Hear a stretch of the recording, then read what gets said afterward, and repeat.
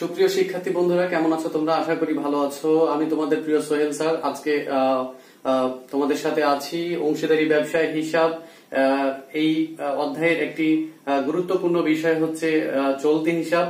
চলতি হিসাব সংক্রান্ত একটি অঙ্ক আজকে তোমাদের আমি সমাধান করে দেখাবো। আশা করি তোমাদের ভালো লাগবে। প্রথমে আমি আমার অনলাইন ক্লাসে তোমাদের স্বাগত জানাচ্ছি। চলো দেখে নেওয়া যাক অঙ্কটি। আর বলে রাখছি প্রথমেই, অঙ্কটি ভালোভাবে বোঝার জন্য অবশ্যই অঙ্কটি তোমাদের খাতায় তুলে নিতে হবে। ভিডিও থামিয়ে প্রথমেই তোমরা অঙ্কটি খাতায় তুলে নিবা। তো চলো দেখি অঙ্কটা আমরা। তো এখানে দেখি একটি অঙ্ক আমি দিয়েছি তোমাদের।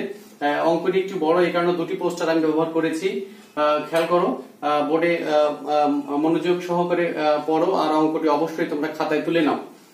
তো প্রথমেই দেখি, তালহা, ইমন ও হিসাম তিনজন অংশীদার যথাক্রমে 1/2, 1/3 এবং 1/6 অনুপাতে লাভ লোকসান বন্টনের চুক্তিতে একটি অংশীদারি ব্যবসায় তিনজন অংশীদার। তাহলে এখানে খেয়াল করি আমরা, অংশীদার হচ্ছে তিনজন এবং তাদের লাভ ক্ষতি বন্টনের অনুপাত হচ্ছে 1/2, 1/3 ও 1/6। তার মানে তাদের মধ্যে চুক্তি রয়েছে এবং চুক্তি তাদের লাভ ক্ষতি বন্টনের অনুপাত হচ্ছে এটি। 2019 সালের 1 জানুয়ারি তারিখে তাদের মূলধন ছিল যথাক্রমে 1 লক্ষ টাকা, 80,000 টাকা ও 60,000 টাকা। অর্থাৎ তালহার মূলধন ছিল 1 লক্ষ টাকা, ইমনের মূলধন ছিল হচ্ছে 80,000 টাকা এবং হিসামের মূলধন হচ্ছে 60,000 টাকা। ওই তারিখে তাদের চলতি হিসাবের উদ্বৃত্ত ছিল যথাক্রমে 40,000 টাকা, 30,000 টাকা ও 15,000 টাকা। শিক্ষার্থী বন্ধুরা, আমরা একটু খেয়াল করি। আমি প্রথম ক্লাসে বলেছিলাম সেটি হচ্ছে দুটি পদ্ধতি রয়েছে এই অঙ্ক সমাধান করার জন্য। একটি হচ্ছে পরিবর্তনশীল পদ্ধতি, একটি হচ্ছে স্থিতিশীল মূলধন পদ্ধতি। স্থিতিশীল মূলধন পদ্ধতি একটি অতিরিক্ত হিসাব প্রস্তুত করতে হয় শিক্ষার্থী বন্ধুরা, সেটি হচ্ছে অংশীদার গড়ে চলতি হিসাব। এবং আমি বলেছিলাম অঙ্কটি কিভাবে চিনব, যদি অঙ্কে করণীয় অংশে চলতি হিসাব প্রস্তুত করতে বলা হয় অথবা অঙ্কের উদ্দীপকের মধ্যে যদি কখনো চলতি হিসাবের উদ্বৃত্ত দেয়া থাকে, তবেই অঙ্কটি স্থিতিশীল মূলধন পদ্ধতির সমাধান করতে হবে। শিক্ষার্থী বন্ধুরা খেয়াল করি আমরা, এখানে দেখো 40,000 টাকা ক্রেডিট, 30,000 টাকা ক্রেডিট এবং 15,000 টাকা ডেবিট। তার মানে কি, অংশীদারদের চলতি হিসাবের উদ্বৃত্ত দেয়া আছে, তাহলে অঙ্কটি অবশ্যই স্থিতিশীল মূলধন পদ্ধতির সমাধান করতে হবে। এবার আসি বাকিটুকু। শিক্ষার্থী বন্ধুরা খেয়াল করি, চুক্তি অনুযায়ী মূলধন ও নগদ উত্তোলনের উপর 5% হারে সুদ ধার্য করতে হবে। ব্যবসায়ে সার্বক্ষণিক দায়িত্ব পালনের জন্য তালহা মাসিক 1,000 টাকা বেতন পাবেন। 2019 সালের 1 জুলাই তারিখে ইমন 20,000 টাকা অতিরিক্ত মূলধন হিসাবে সরবরাহ করেন। তারিখ গুরুত্বপূর্ণ শিক্ষার্থী বন্ধুরা, আমরা তারিখগুলো খেয়াল করব। 1 জুলাই তারিখে অতিরিক্ত মূলধন আনয়ন করেছেন ইমন করেন এবং একই তারিখে হিসাম 10,000 টাকা ঋণ স্বরূপ ব্যবসায় সরবরাহ করেন। একই তারিখ অর্থাৎ জুলাই মাসের 1 তারিখ। শিক্ষার্থী বন্ধুরা, আমি জানি, আমি আগে বলেছি, সেটি হচ্ছে ঋণের উপরে যদি নির্দিষ্ট কোনো হার উল্লেখ না থাকে, সুদের হার, সেক্ষেত্রে 6% হারে সুদ ধার্য করতে হবে, তোমরা জানো। বছরের সম্ভাব্য মুনাফার প্রত্যাশা তালহা 15,000 টাকা, ইমন 12,000 টাকা ও হিসাম 9,000 টাকা নগদ উত্তোলন করেন। শিক্ষার্থী বন্ধুরা খেয়াল করতে হবে, তারা নগদ উত্তোলন করেছেন। এরপরের অংশে আর দেখি, নগদ উত্তোলন ছাড়াও হিসাম 3,000 টাকার পণ্য উত্তোলন করেন। শিক্ষার্থী বন্ধুরা খেয়াল রাখতে হবে, 3,000 টাকার পণ্য উত্তোলন করেন। তালহা তার স্বীয় কমিশন, মূলধনের সুদ, ঋণের সুদ ও বেতন পরবর্তী বন্টনযোগ্য লাভের উপর 5% কমিশন পাবেন। শিক্ষার্থী বন্ধুরা, তাহলে এখানে কমিশন সংক্রান্ত একটি বিষয় রয়েছে, যেটি হচ্ছে বন্টনযোগ্য লাভের উপর কমিশন, পরবর্তী বন্টনযোগ্য লাভের উপর। শিক্ষার্থী বন্ধুরা খেয়াল করতে হবে, পরবর্তী থাকলে আমি কিভাবে কমিশনটা বের করতে হবে, এর আগের ক্লাসে সেটি দেখিয়েছি। আজকে যদিও অঙ্ক করার সময় সে বিষয়ে আবার প্রয়োজনে আবার একটু আলোচনা করব তোমাদের সাথে। উপরিউক্ত সমন্বয়গুলো সাধন করার পূর্বে 2019 সালের 31 ডিসেম্বর সমাপ্ত বছরের ব্যবসায় নিট লাভের পরিমাণ দাঁড়ায় 1,20,000 টাকা। এটি হচ্ছে নিট লাভ, এটি প্রত্যেকটি অঙ্কে দেয়া থাকে শিক্ষার্থী বন্ধুরা। এরপরে দেখি, ক অংশে আছে উত্তোলনের সুদ নির্ণয় করো, খ অংশে লাভ লোকসান আবন্টন হিসাব প্রস্তুত করো, গ অংশে অংশীদার গণের চলতি হিসাব প্রস্তুত করো। তো শিক্ষার্থী বন্ধুরা শুরু করি, আমরা অঙ্কটি সমাধান করে দেখাই কিভাবে চলতি হিসাব সংক্রান্ত সমাধানগুলো খুব সহজে করা যায়। শিক্ষার্থী বন্ধুরা সেটি এখন তোমাদের আমি দেখাবো। তো আবার বলছি শিক্ষার্থী বন্ধুরা, সেটি হচ্ছে অঙ্ক ভালোভাবে সমাধান করতে পারার জন্য অঙ্কের তথ্যগুলো, অঙ্কে কি কি তথ্য দেয়া আছে, সেই তথ্যগুলো কোথায়, কোন হিসাবে, কখন, কিভাবে যায়, কোন দিকে যায়, এই বিষয়গুলো মাথায় রাখতে হবে, তাহলে সহজেই অঙ্কটি সমাধান করা সম্ভব। শিক্ষা উত্তোলনের সুদ নির্ণয় করো। তাহলে শুরু করি অঙ্কটি সমাধান। শিক্ষার্থী বন্ধুরা, ক অংশে উত্তোলনের সুদ। উত্তরণের সুদ, এখানে উত্তরণের নগদ উত্তরণ আছে, আবার পণ্য উত্তরণ আছে, কিন্তু অঙ্কে বলা আছে শুধুমাত্র নগদ উত্তরণের উপর সুদ ধার্য করতে হবে। শিক্ষার্থী বন্ধুরা এখানে তারা সবাই তিনজনই উত্তরণ করেছেন। সেটি হচ্ছে তালহা উত্তরণ করেছে, তালহা উত্তরণ করেছিল হচ্ছে 15,000 টাকা, ইমন উত্তরণ করেছে 12,000 টাকা এবং হিসাম উত্তরণ করেছে 9,000 টাকা। শিক্ষার্থী বন্ধুরা আমরা জানি সেটা হচ্ছে এখানে সারা বছর ধরে উত্তরণ করলে 6 মাসের সুদ ধরতে হয়। তো শিক্ষার্থী বন্ধুরা 5% ইন্টু হাফ বা 6/12, তাহলে এখানে সুদ দাঁড়াবে হচ্ছে 375, এখানে দাঁড়াবে হচ্ছে 300, এখানে হচ্ছে 300, 225। তো শিক্ষার্থী বন্ধুরা আমরা পেয়ে গেলাম উত্তরণের সুদ। এবার আমরা লাভ ক্ষতি আবন্টন হিসাবটা একটু দেখব। খুব সহজে আমরা করে ফেললাম উত্তরণের সুদ। এবার দেখি লাভ ক্ষতি আবন্টন হিসাব। শিক্ষার্থী বন্ধুরা লাভ ক্ষতি আবন্টন হিসাব প্রথমে ছক টেনে ফেলবো।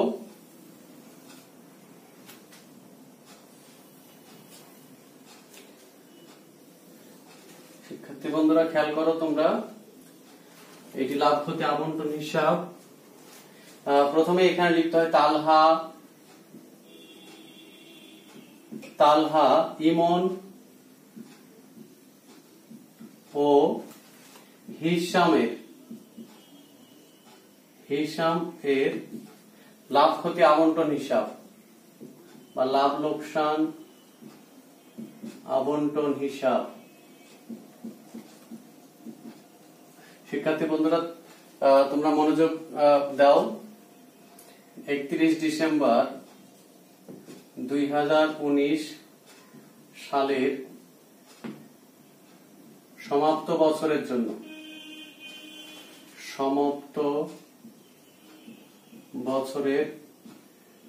জন্য এরপরে বাম দিকে লিখতে হয় ডেবিট, উপরে এখানে বিবরণ টাকা, এখানে লিখতে হয় বিবরণ টাকা ক্রেডিট। শিক্ষার্থী বন্ধুরা আমি তোমাদের প্রথম দিন থেকে বলছি, সেটি হচ্ছে আমার লাভ ক্ষতি আবন্টন হিসাব করার সময় অবশ্যই তোমরা প্রথমে ক্রেডিট দিক করবে এবং প্রথমে এখানে থাকে হচ্ছে লাভ ক্ষতি হিসাব এবং প্রথমেই থাকে নেট লাভ। তো শিক্ষার্থী বন্ধুরা নেট লাভ দেওয়া আছে 1,20,000 টাকা। এটি অঙ্কের শুরুতে প্রত্যেকটা অঙ্কে দেয়া থাকে শিক্ষার্থী বন্ধুরা। এরপরেই এখানে আমরা লিখতাম আগে অংশীদারগণের মূলধন হিসাব দিয়ে লিখতাম উত্তরণের সুদ, পণ্য উত্তরণ এইসব। শিক্ষার্থী বন্ধুরা এখানে অংশীদারগণের মূলধন হিসাব আর লেখার প্রয়োজন নেই, এখন লিখতে হবে অংশীদারগণের চলতি হিসাব, কারণ অঙ্কটি হচ্ছে স্থিতিশীল মূলধন পদ্ধতিতে প্রস্তুত করতে হবে। তাহলে এখানে লিখি আমরা অংশীদারগণের চলতি হিসাব, অংশীদারগণের চলতি হিসাব। তাহলে এখানে আছে উত্তরণের সুদ, এখানে নাম হচ্ছে তালহা, ইমন, হিসাম। শিক্ষার্থী বন্ধুরা এদের উত্তরণের সুদ আমরা কয় বের করেছিলাম, তাহলে সেখানে ছিল 375, ছিল হচ্ছে 300 এবং 225, যার যোগফল ছিল হচ্ছে 900 টাকা। এরপরে এদিকে ক্রেডিট দিকে আরো কিছু বিষয় আসে, সেটি হচ্ছে আমাদের উদ্দীপকে ছিল উত্তরণের সুদ, সেটি লেখা হয়েছে। এরপরে ছিল পণ্য উত্তোলন। শিক্ষার্থী বন্ধুরা পণ্য উত্তোলন করেছিল হচ্ছে হিসাম। সেক্ষেত্রে হিসামের চলতি হিসাব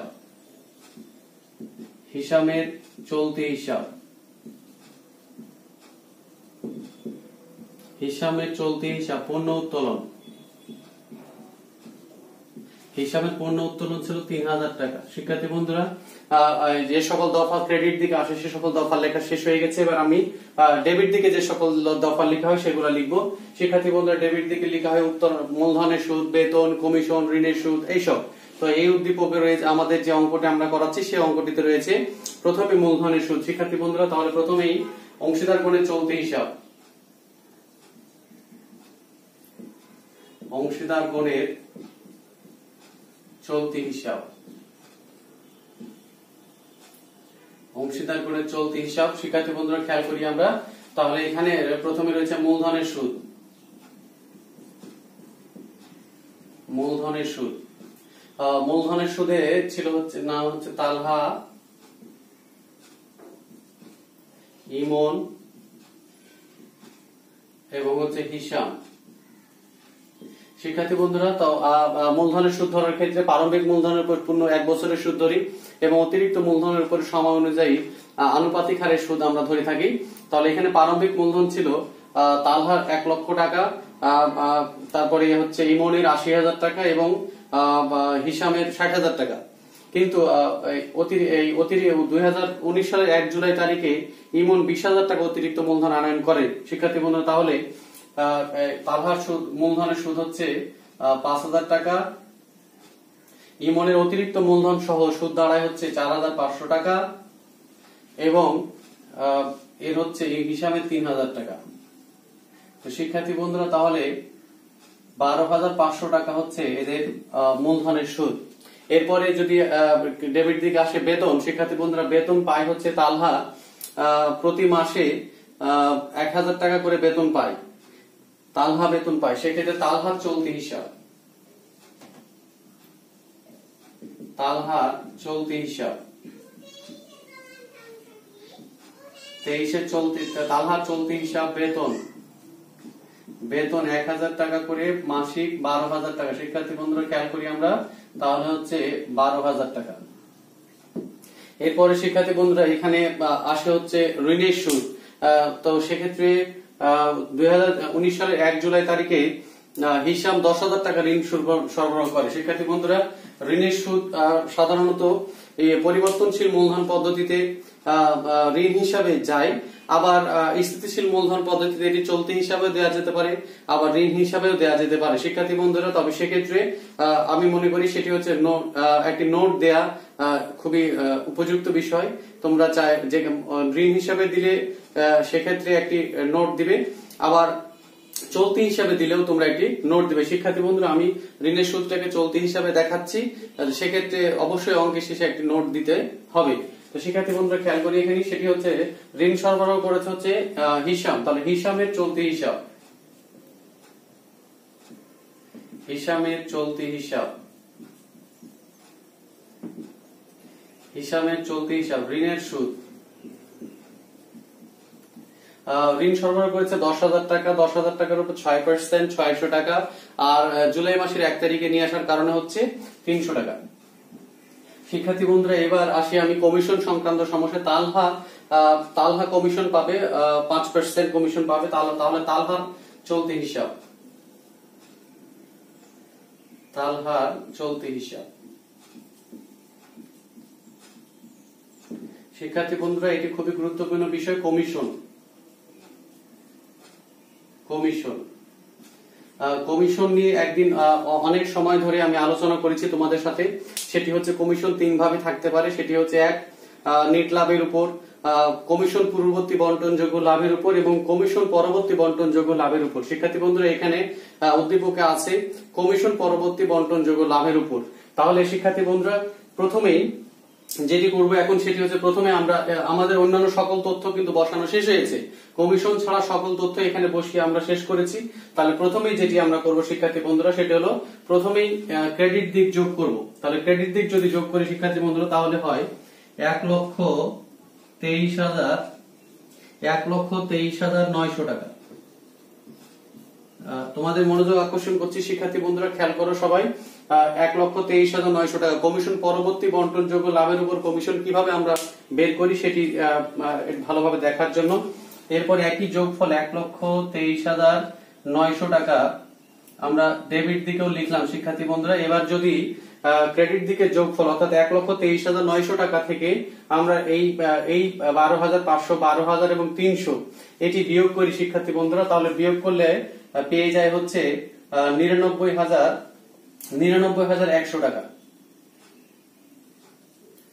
শিক্ষার্থী বন্ধুরা, 99,100 টাকা আমরা বিয়োগ ফলটা পাই। বিয়োগ ফলটা এখানে না লিখে এখানে লিখবো শিক্ষার্থী বন্ধুরা, কারণ এটির উপর আমরা কমিশন নির্ণয় করবো। এখনো আমরা কমিশন পাইনি, তো শিক্ষার্থী বন্ধুরা কমিশন পরবর্তী যদি বলে তাহলে বের করবো আমরা, এবং সেটি 5%, তাহলে এটিকে 5 দিয়ে গুণ 105 দিয়ে ভাগ। তাহলে আমি আবার রিপিট করছি শিক্ষার্থী বন্ধুরা, কিভাবে আমরা এটি বের করব। কমিশন পরবর্তী বন্টনযোগ্য লাভের উপর কমিশন থাকলে প্রথমে ক্রেডিট দিক যোগ করব, ক্রেডিট দিক যোগ করে কমিশন ছাড়া অন্যান্য যে তথ্যগুলো, কমিশন তো আমরা এখনো পাইনি শিক্ষার্থী বন্ধুরা, তাহলে কমিশন ছাড়া যে সকল অন্যান্য তথ্যগুলো আছে ডেবিট দিকে সেগুলো বিয়োগ করব। বিয়োগ ফলটি এখানে লিখবো কমিশনের পাশে। লেখার পরে যত পার্সেন্ট কমিশন, অর্থাৎ 5% হলে 5 দিয়ে গুণ 105 দিয়ে ভাগ, 10% হলে 10 দিয়ে গুণ 110 দিয়ে ভাগ, এভাবে করে শিক্ষার্থী বন্ধুরা আমরা করব কি, তাহলে 105 দিয়ে ভাগ আর 5 দিয়ে গুণ, এক্ষেত্রে আমরা কমিশন পেয়ে যাবো শিক্ষার্থী বন্ধুরা 4719 টাকা। তাহলে কমিশন পেয়ে গেলাম। কমিশন তাহলে এভাবে করে কমিশন পরবর্তী বন্টনযোগ্য লাভের উপর কমিশন আমরা নির্ণয় করব। তাহলে এখন আমরা যদি এই টাকা থেকে আবার সবগুলো বিয়োগ করি শিক্ষার্থী বন্ধুরা, তাহলে আমরা পেয়ে যাব হচ্ছে 94,381 টাকা, যা আমাদের বন্টনযোগ্য লাভ, এবং এটি হচ্ছে মূলত আমাদের কমিশন পরবর্তী বন্টনযোগ্য লাভ। তো শিক্ষার্থী বন্ধুরা তাহলে শুরু করি। এখন আমরা এটি হচ্ছে লাভের অংশ, এটি আমরা ভাগ করে দেব। তাহলে এখানে হচ্ছে অংশীদার গণের চলতি হিসাব, অংশীদার গণের চলতি হিসাব,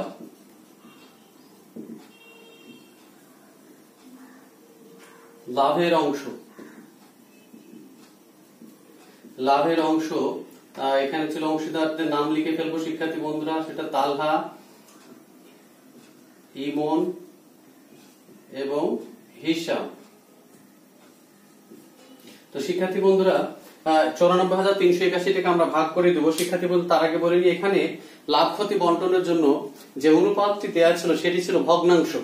তাহলে প্রথমেই যেটি করতে হবে আমাদের, ভগ্নাংশ অনুপাতটিকে আমরা সরল অনুপাতে স্থানান্তর করব বা সরল অনুপাতে পরিণত করব। আমি একটু উপরের অংশটা মুছে দিলাম শিক্ষার্থী বন্ধুরা।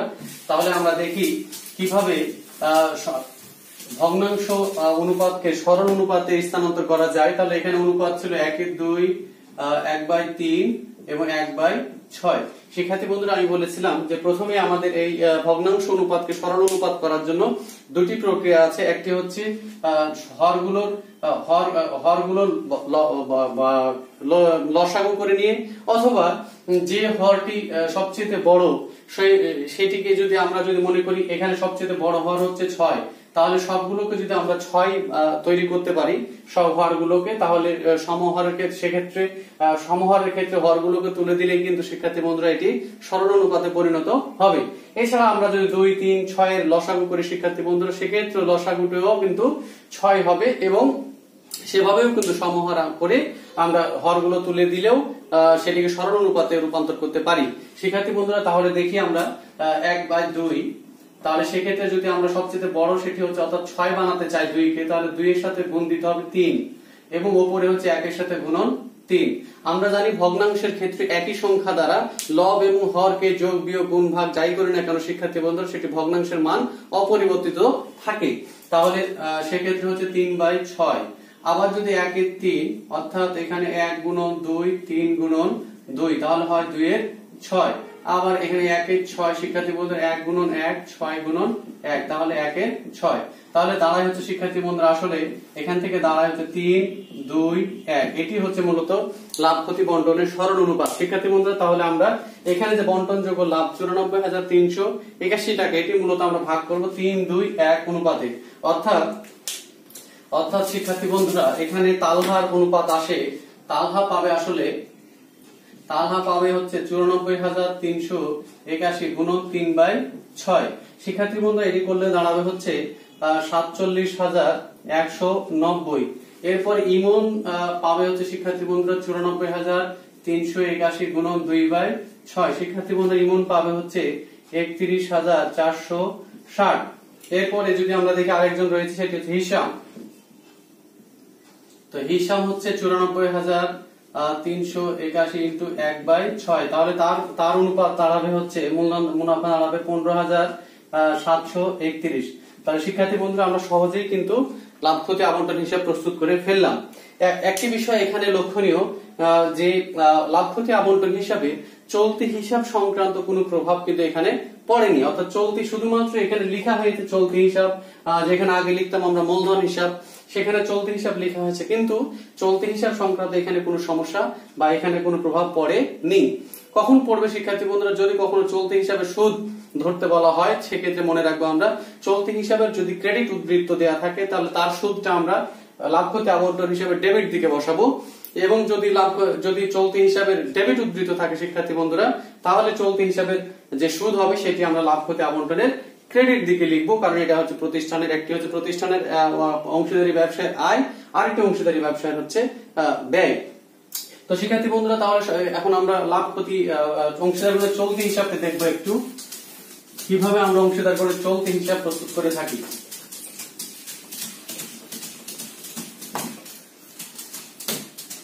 তাহলে অংশীদারগণের চলতি হিসাব প্রস্তুত করে দেখাবো আমি তোমাদের। চলতি হিসাবে তাহলে প্রথমে আমরা ঘর টানবো, এটি একেবারে অংশীদারগণের মূলধন হিসাবের মতোই, কোনো পার্থক্য নেই শিক্ষার্থী বন্ধুরা। তাহলে খেয়াল করি, এখানে তিনজনের নাম আলাদা আলাদা, এখানে তারিখ, এখানে এদিকে ক্রেডিট দিকে তারিখ, এখানে তিনজনের আলাদা আলাদা নাম হবে।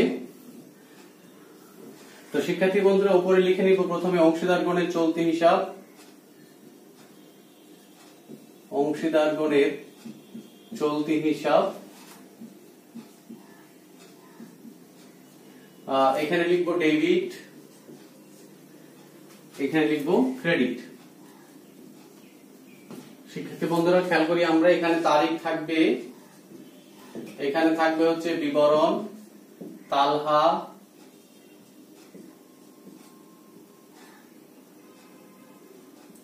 এখানে থাকবে ইমন, এখানে হচ্ছে হিসাম, তারিখ, বিবরণ, তালহা, ইমন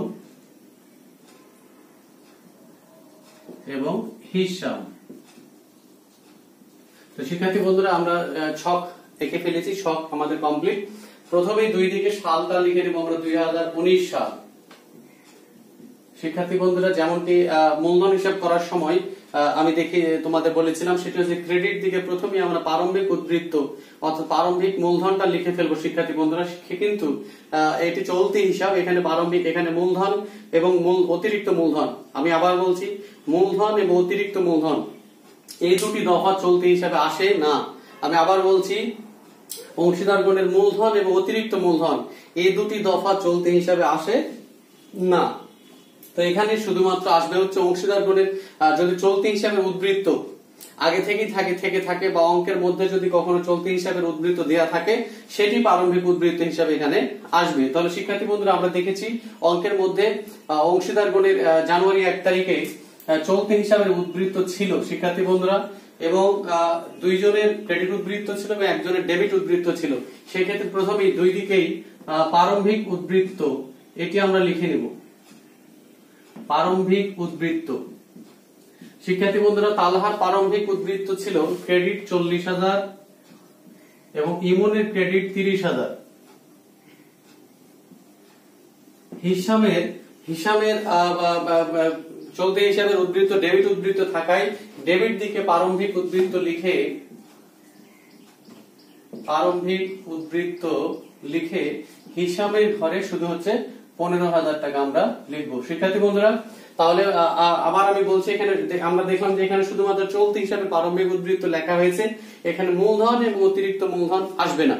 মূলধন ও অতিরিক্ত মূলধন ব্যতীত বাকি সকল তথ্য চলতি হিসাবে আগের মূলধন হিসাবের মতো হুবহু চলে আসবে, অর্থাৎ লাভ ক্ষতি আবন্টন হিসাবে ডেবিট দিকে যে সকল তথ্য রয়েছে শিক্ষার্থী বন্ধুরা, সেগুলো এখানে ক্রেডিট দিকে আসবে, এবং লাভ ক্ষতি আবন্টনের ক্রেডিট দিকে যে সকল তথ্য রয়েছে সেগুলো এখানে লাভ আবন্টনের এই চলতি হিসাবে ডেবিট দিকে এসে বসবে।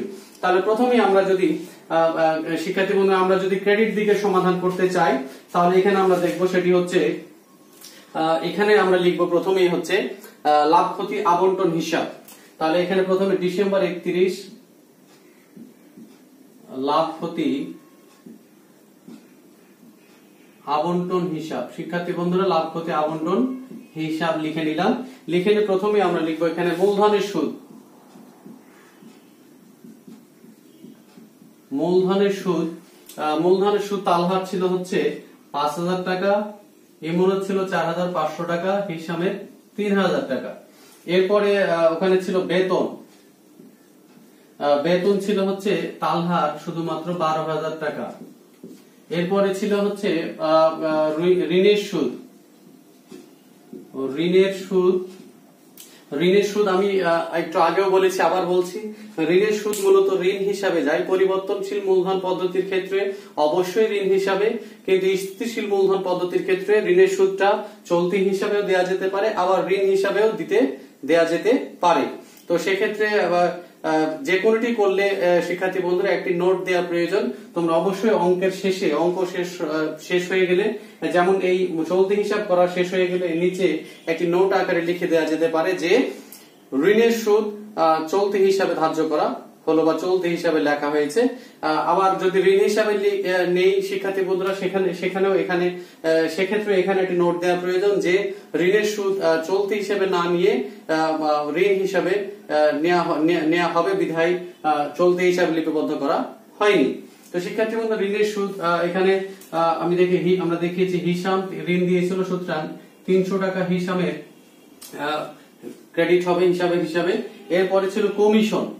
শিক্ষার্থী বন্ধুরা, কমিশন পেয়েছিল হচ্ছে তালহা, এবং তার কমিশনের পরিমাণ ছিল 4,719 টাকা। শিক্ষার্থী বন্ধুরা, এরপরে ছিল লাভের অংশ।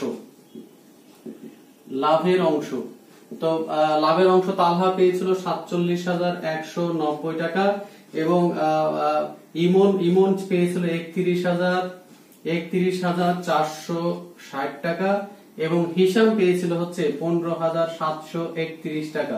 শিক্ষার্থী বন্ধুরা, আমাদের লাভ ক্ষতি আবন্টনের ডেবিট দিকে যে সকল তথ্য ছিল সে সকল তথ্য চলতি হিসাবে ক্রেডিট দিকে আমি অলরেডি লিখে ফেলেছি। এরপরে ডেবিট দিকে শিক্ষার্থী বন্ধুরা মূলধন হিসাবের মতোই এখানেও প্রথমে আমরা নগদ উত্তোলনটা লিখে ফেলবো শিক্ষার্থী বন্ধুরা। তাহলে উত্তোলন হিসাব ডিসেম্বর 31 উত্তোলন হিসাব। শিক্ষার্থী বন্ধুরা খেয়াল করো, অঙ্কের মধ্যে ছিল তালহা উত্তোলন করেছিল 15,000, ইমন উত্তোলন করেছিল 12,000, এবং হিসাম উত্তোলন করেছিল হচ্ছে 9,000। এরপর শিক্ষার্থী বন্ধুরা লাভ ক্ষতি আবন্টন হিসাব ডিসেম্বর 31 লাভ ক্ষতি আবন্টন হিসাব। এবার লাভ ক্ষতি আবন্টন হিসাবে ক্রেডিট দিকে যে সকল তথ্য ছিল সেগুলো এখানে নিয়ে আসবো। প্রথমেই ছিল উত্তোলনের সুদ। শিক্ষার্থী বন্ধুরা খেয়াল করি, উত্তোলনের সুদ ছিল তালহার হচ্ছে 375 টাকা, ইমনের ছিল 300 টাকা, এবং হিসামের ছিল 225 টাকা। এরপরে একজনের পণ্য উত্তোলন ছিল শিক্ষার্থী বন্ধুরা, পণ্য উত্তোলন ছিল হিসামের 3,000 টাকা। সকল তথ্য বসানো শেষ হয়ে গেল শিক্ষার্থী বন্ধুরা। এখন দুই দিকে সমাপনী দাগ আমরা টেনে নিব, যেমনটি মূলধন হিসাবে সময়ও করেছি আমরা। এখানে মূলধন হিসাব এবং চলতি হিসাবের মধ্যে একটি ব্যতিক্রম আছে। ব্যতিক্রমটা হচ্ছে মূলধন হিসাবে সবসময় ক্রেডিট দিকে বড় হয়েছে, অর্থাৎ ডেবিট দিকে সিডি এবং ক্রেডিট দিকে বিডি হয়েছে, কিন্তু চলতি হিসাবে ডেবিট দিকেও বড় হয়ে থাকতে পারে বা বড় হতে পারে, অর্থাৎ ক্রেডিট দিকে সিডি এবং ডেবিট দিকে বিডি হতে পারে শিক্ষার্থী বন্ধুরা। সেই কারণে অবশ্যই সতর্কতার সাথে তোমরা এই ব্যালেন্সিং বা উদ্ধৃতকরণটি তোমরা প্রস্তুত করবে। তাহলে শিক্ষার্থী বন্ধুরা আমরা যদি একটা একটা করে করি তাহলে দেখি তালহার ক্রেডিট দিক বড়, অর্থাৎ ক্রেডিট দিকে, তাহলে তার ক্রেডিট দিকে আগে আমরা যোগ করব। তাহলে যোগ যদি আমরা করি তাহলে যোগফল হয় 1,08,909। এটি আমরা এখানে ডেবিট দিকে বসাবো 1,08,909। শিক্ষার্থী বন্ধুরা আমরা যদি নির্ণয় করি, উদ্ধৃতকরণ করি, অর্থাৎ ক্রেডিট দিকে যোগফল থেকে ডেবিট দিকে তথ্যগুলো বিয়োগ করি শিক্ষার্থী বন্ধুরা, তাহলে আমরা পেয়ে যাই 93,534। শিক্ষার্থী বন্ধুরা এটি আমরা ক্রেডিট দিকে নিচেও লিখে ফেলবো 93,534। তাহলে তালহার উদ্ধৃতকরণ শেষ। এবার আসি আমরা ইমনেরও যদি আমরা দেখি তাহলে ইমনেরও ক্রেডিট দিক কি বড়। ইমনের ক্রেডিট দিক যোগ করলে আমরা পাই 65,960। একই রকম ভাবে আমরা এদিকে লিখে ফেলি শিক্ষার্থী বন্ধুরা 65,960। এবার এটি থেকে যদি আমরা বিয়োগ করি শিক্ষার্থী বন্ধুরা তাহলে আমরা পাই 53,660। এটি আমরা এখানেও লিখে ফেলবো 53,660। এবার আসি শিক্ষার্থী বন্ধুরা হিসাবের তথ্য যদি আমরা দেখি খেয়াল করি শিক্ষার্থী বন্ধু, তাহলে হিসাবের ডেবিট দিকই বড়, তাহলে আগে ডেবিট দিকই যোগ করবো আমরা শিক্ষার্থী বন্ধু। তাহলে ডেবিট দিক যদি আমরা যোগ করি তাহলে ডেবিট দিকের যোগফল পাই 27,225। 27,225। এটি আবার আমরা ক্রেডিট দিকে লিখি 27,225 এবং বিয়োগফল করলে পাই হচ্ছে 8,194। শিক্ষার্থী বন্ধুরা তাহলে এই দিকে লিখবো আমরা 8,194। তাহলে আমরা দেখতে পাই যে তালহা এবং ইমনের ক্রেডিট দিক বড় হলেও হিসাবের কিন্তু ডেবিট দিক বড়, অর্থাৎ যে উদ্বৃত্ত বের হচ্ছে চলতি হিসাবে সেটি হচ্ছে এই তালহা এবং ইমনের ক্রেডিট উদ্বৃত্ত, কিন্তু হিসাবে হচ্ছে ডেবিট উদ্বৃত্ত। শিক্ষার্থী বন্ধুরা বিষয়টি গুরুত্বের সাথে তোমরা দেখো। তাহলে এদিকে ডিসেম্বর 31 ব্যালেন্স সিডি, এদিকে হচ্ছে 2020 সালের জানুয়ারির 1 ব্যালেন্স বি ডি। শিক্ষার্থী বন্ধুরা আবার যেহেতু এইদিকেও ব্যালেন্স সিডি আছে, আবার এখানে ডিসেম্বর 31 ব্যালেন্স সি ডি, আবার এখানে 2020 সালের জানুয়ারির 1 ব্যালেন্স বি ডি।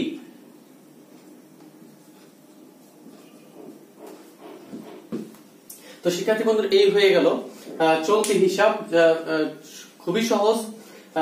শুধুমাত্র ব্যতিক্রম হচ্ছে এখানে প্রারম্ভিক মূলধন এবং অতিরিক্ত মূলধনটি আসবে না। বাকি মূলধন হিসেবে যে সকল কার্যক্রম আমরা করেছি সকল একই রকম ভাবে একই সব কার্যক্রম এখানে হবে। আরেকটি ব্যতিক্রম হচ্ছে সেটি হচ্ছে মূলধন হিসাবে কখনো সবসময় ক্রেডিট উদ্বৃত্ত হয়, কিন্তু চলতি হিসাবে ক্রেডিট এবং ডেবিট উভয় উদ্বৃত্ত হতে পারে। তো শিক্ষার্থী বন্ধুরা এই ছিল আজকের চলতি হিসাব সংক্রান্ত সহজ সমাধান। এটি অত্যন্ত খুবই সহজ এবং এটি নিয়ে টেনশন ফিল করার কোনো প্রয়োজন নেই, কারণ হচ্ছে অঙ্কে স্পষ্ট করে বলা থাকবে কখন চলতি হিসাব করতে হবে, কখন করতে হবে না, কখন স্থিতিশীল পদ্ধতি, কখন পরিবর্তনশীল মূলধন।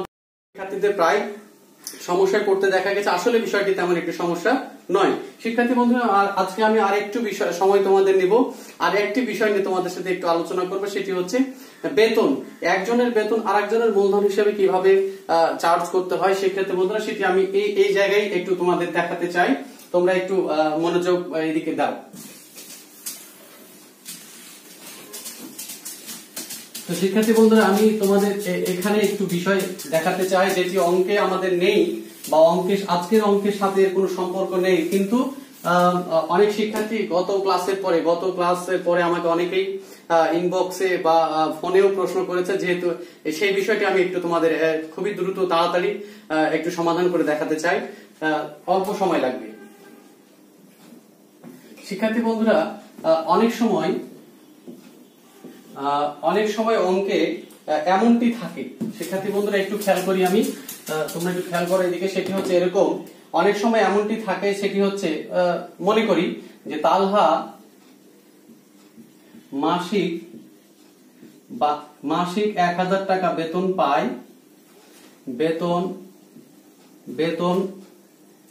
বেতন পাবেন, যা ইমনের হিসাবে চার্জ করতে হবে।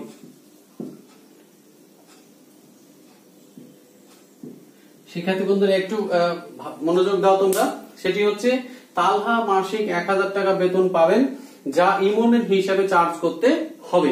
এর অর্থ এমন, যদি কখনো এরকম একজনের বেতন আর একজনের হিসেবে চার্জ করতে হবে এমনটি লেখা থাকে অঙ্কের, শিক্ষার্থী বন্ধুরা তাহলে খেয়াল রাখতে হবে, অর্থাৎ তালহা যে বেতনটি পাবে এটি প্রতিষ্ঠান বহন করবে না, এটি বহন করবে হচ্ছে ইমন, অর্থাৎ ইমন ব্যক্তিগতভাবে এই তালহার এই বেতনটি পরিশোধ করবে। শিক্ষার্থী বন্ধুরা সেই ক্ষেত্রে এরকম যদি কখনো থাকে, একজনের বেতন আরেকজনের হিসেবে চার্জ করতে হবে, একজনের বেতন আরেকজন বহন করবে, একজনের বেতন আরেকজন দিবে বা পরিশোধ করবে, এমনটি যদি কখনো থাকে অঙ্কের শিক্ষার্থী বন্ধুরা, তাহলে তোমরা খেয়াল করবে সেটি হচ্ছে এই বেতনটি লাভ ক্ষতি আবন্টনে আসবে না। আমি আবার বলছি শিক্ষার্থী বন্ধুরা, যদি কখনো একজনের বেতন আরেকজনের হিসেবে চার্জ করতে হবে এমনটি থাকে, অথবা একজনের বেতন অন্যজন অংশীদার বহন করবে এমনটি থাকে, তাহলে এই বেতনটি লাভ ক্ষতি আবন্টন হিসেবে আসবে না। তাহলে কোথায় আসবে শিক্ষার্থী বন্ধুরা? সেটি শুধুমাত্র মূলধন হিসেবে আসবে অথবা চলতি হিসাবে আসবে। যেমন আমরা এখানে চলতি হিসাব করছি শিক্ষার্থী বন্ধুরা, তাহলে সেক্ষেত্রে এইরকম একটি সমস্যা যদি এই অঙ্কে থাকতো শিক্ষার্থী বন্ধুরা, তাহলে আমরা কিভাবে সমাধান করতাম সেটি হচ্ছে, আমরা প্রথমে এখানে 2019 লেখা থাকতো, যেটি থাকতোই, তারপরে জানুয়ারির 1 সেটা হচ্ছে প্রারম্ভিক উদ্বৃত্ত লিখে নিতাম, সেটি থাকতো। এখানেও প্রারম্ভিক উদ্বৃত্ত লিখে নিতাম যদি থাকতো, সেগুলো লেখার পরেই তারপরেই আমরা এই জায়গায় লিখতাম শিক্ষার্থী বন্ধুরা বেতন পাবে হচ্ছে তালহা, তাহলে এখানে লিখতাম ডিসেম্বর 31। খেয়াল করে শিক্ষার্থী বন্ধুরা, কে দিবে? ইমন। তাহলে এখানে আমরা লিখতাম ইমন হিসাব, বন্ধনীর ভিতরে লিখতাম বেতন। শিক্ষার্থী বন্ধুরা আমি আবার বলছি, তালহা পাবে, তাহলে এখানে লিখতাম ক্রেডিট দিকে লিখতাম ইমন হিসাব, কারণ দিবে হচ্ছে ইমন। তাহলে ডিসেম্বর 31 ইমন হিসাব, বন্ধনীর ভিতরে লিখতাম বেতন, মাসিক 12,000 টাকা, তাহলে তালহার ঘরে 12,000 টাকা। একই রকম ভাবে শিক্ষার্থী বন্ধুরা এইদিকে লিখতাম ডিসেম্বর 31, লিখতাম তালহা হিসাব, বন্ধনীর ভিতরে লিখতাম বেতন। শিক্ষার্থী বন্ধুরা এখানে লিখতাম তালহা হিসাব বেতন, তারপর ইমনের ঘরে লিখতাম হচ্ছে 12,000 টাকা। অর্থাৎ ইমনের মূলধন ডেবিট, তালহার মূলধন ক্রেডিট। সহজ কথা শিক্ষার্থী বন্ধুরা, যে বেতন পাবেন তার মূলধন ক্রেডিট, যে বেতন দেবেন বা বহন করবেন তার মূলধন ডেবিট হবে শিক্ষার্থী বন্ধুরা। যেহেতু এটি লাভ ক্ষতি আবন্টন হিসাবে আসবে না, তাই উপরে লাভ ক্ষতি আবন্টন হিসাব লেখার প্রয়োজন নেই। শিক্ষার্থী বন্ধুরা এই ছিল আজকের সহজ আলোচনা, সহজ সমাধান। তোমরা এখন প্রায় বইয়ের সব অঙ্কই তোমরা সমাধান করতে পারবে বলে আমি আশা করছি। আর 1-2 দিন তোমাদের সাথে এই অধ্যায়ে আমি ক্লাস নেব শিক্ষার্থী বন্ধুরা, আর 1-2টি সমস্যার সমাধান আমি করে দেখাবো তোমাদের। এই অধ্যায়ে প্রায় সমস্যা নিয়ে আমি আলোচনা করে ফেলেছি শিক্ষার্থী বন্ধুরা, আর অবশিষ্ট আছে আর 1-2টি সমস্যা। তোমরা ভালো থাকো, সেই পর্যন্ত সুস্থ থাকো।